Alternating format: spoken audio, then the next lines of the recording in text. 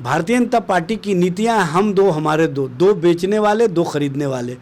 और जिस तरह से हिडेनबर्ग के मामले सामने आए हैं और उसमें जो अडानी का मामला स्पष्ट रूप से सामने आ रहा है, उसमें बड़े लोग शामिल हैं। ये आने वाले समय में स्पष्ट रूप से सामने आ जाएगा। सबको पता है कि जो बातें भारतीय जनता पार्टी एक देश एक चुनाव की कर रही है, ये 2017 में भी किए थे, 2018 में भी किए थे, 2019 का चुनाव में सारे बातों को भूल गए। फिर चुनाव आया है तो ये 2023 में कवायद शुरू कर दी है।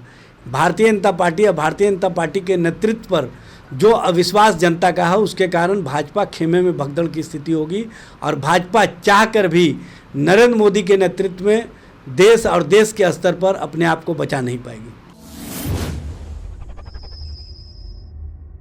नमस्कार, आप देख रहे हैं विमर्श न्यूज। मैं हूं आकाश आपके साथ। इस वक्त हम मौजूद है राजद कार्यालय में, जहां इजाज अहमद जी जो कि राजद के प्रवक्ता हैं, उनसे बात करेंगे।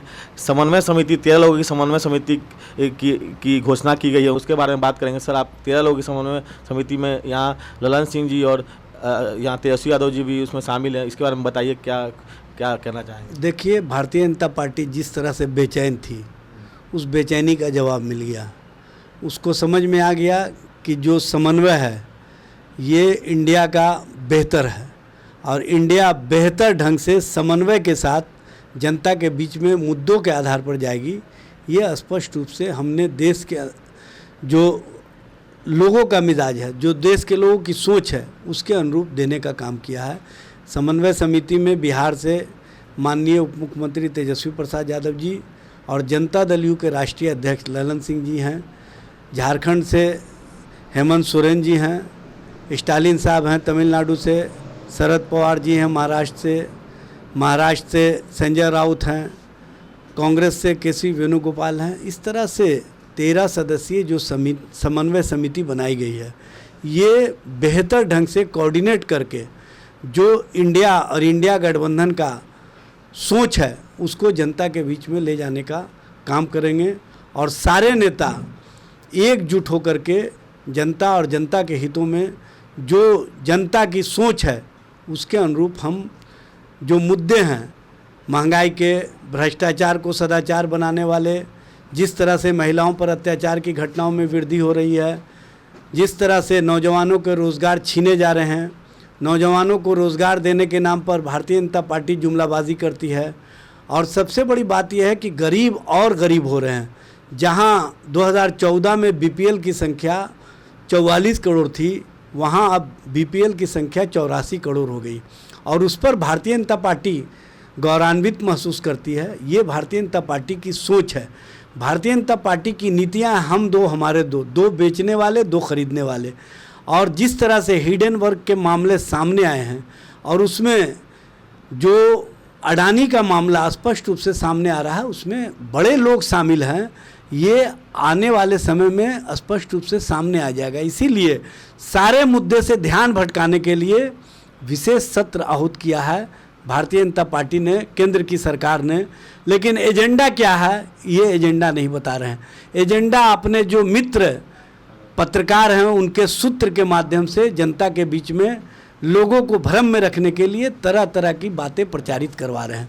जबकि सबको पता है कि जो बातें भारतीय जनता पार्टी एक देश एक चुनाव की कर रही है, ये 2017 में भी किए थे, 2018 में भी किए थे, 2019 का चुनाव में सारे बातों को भूल गए। फिर चुनाव आया है तो ये 2023 में कवायद शुरू कर दी है। इनका मामला सिर्फ ये होता है कि भ्रम फैलाओ, राजनीतिक हित साधो। लेकिन इस बार देश और देश की जनता का मिजाज है कि भारतीय जनता पार्टी के नेतृत्व पर अब हमको विश्वास नहीं है। भाजपा के द्वारा जनता और जनता के हितों के साथ जो खिलवाड़ किए जा रहे हैं, महिलाओं पर जो अत्याचार किए जा रहे हैं और महिलाओं के अत्याचार की घटनाओं में भाजपा के जो नेता और कार्यकर्ता संलिप्त हैं और उनको बचाने के लिए जिस तरह की राजनीति की जा रही है, उस राजनीति का पर्दाफाश करने के लिए लोग पूरी तरह से इंडिया के साथ खड़े हो गए हैं। और इंडिया ने जो परिवर्तन का बयार बहाया है, वह स्पष्ट रूप से दिख रहा है। आप देख रहे हैं कि मध्य प्रदेश के विधायकों में भगदड़ की स्थिति हो गई है, उसी तरह से जैसे कर्नाटक में हुई थी। और आने वाले लोकसभा चुनाव से पहले देश के अंदर भारतीय जनता पार्टी और भारतीय जनता पार्टी के नेतृत्व पर जो अविश्वास जनता का है, उसके कारण भाजपा खेमे में भगदड़ की स्थिति होगी और भाजपा चाहकर भी नरेंद्र मोदी के नेतृत्व में देश और देश के स्तर पर अपने आप को बचा नहीं पाएगी।